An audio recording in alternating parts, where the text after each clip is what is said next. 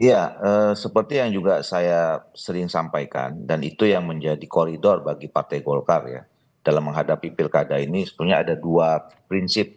Yang pertama adalah bagaimana kita bisa mencalonkan pasangan itu, apakah itu dari kader kita atau kemudian dari teman-teman Koalisi Indonesia Maju, Mhm. itu punya potensi untuk menang, itu pertama. Jadi judul besarnya itu adalah menang. Kemudian yang kedua adalah sebisa mungkin kita menjaga harmonisasi, komunikasi ya, yang selama ini sudah terbangun sesama bagian dari Koalisi Koalisi Indonesia Indonesia Maju. Maju. Mhm. Nah, jadi sebetulnya dengan ada putusan Mahkamah Konstitusi ini, 2 prinsip ini tidak terlalu banyak berubah. Apalagi kita kan Golkar sebetulnya sudah tinggal sedikit lagi ya kita putuskan ya. Tinggal sekitar 6 atau 7 di Mhm. provinsi dan kemudian ada tinggal 110 lagi ya untuk kabupaten kota. Mhm. Nah, dan itu dalam nanti mengambil keputusan yang sisa itu tetap memegang prinsip itu.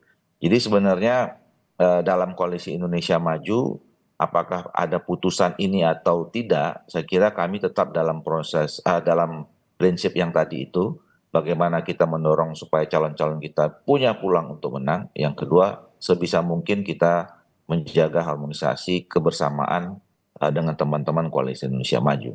Oke, jadi bisa dipastikan tidak ada gerakan balik kanan dari partai politik yang tergabung dalam Koalisi Indonesia Maju ini sudah terkunci begitu ya, solid ya?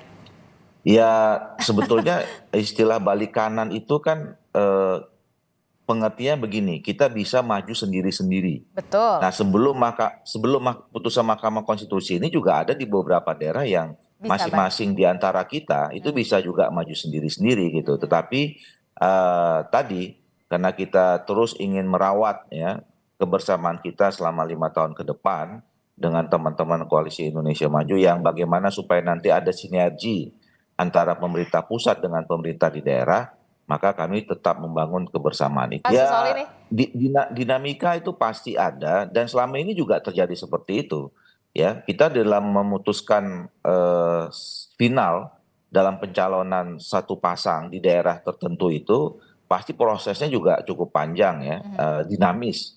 Karena itu seperti juga yang sering saya katakan, tidak semua daerah itu sama atau bisa dijiplak ya konstelasi nasional dengan konstelasi atau konfigurasi politik di daerah. Oke. Nah ini yang kemudian nanti membuat di daerah itu menjadi dinamis. Tapi alhamdulillah pengalaman kita selama ini ya sampai sebelum keluarnya putusan Mahkamah Konstitusi ini, alhamdulillah kami bisa dapat titik temu ya, Mhm. ketemu solusinya. Mhm. Ya, tetap tadi itu bagaimana kami bisa mendorong calon kami tetap menang, yang kedua menjaga keharmonisan. Nah, menjaga keharmonisan ini juga kami juga memahami ada di beberapa daerah yang bisa bersama-sama, Mhm. ada yang juga di daerah lain yang belum tentu bisa sama-sama. Oke, Itu karena sudah memang menjadi menjaga kesepahaman kita. keharmonisan apalagi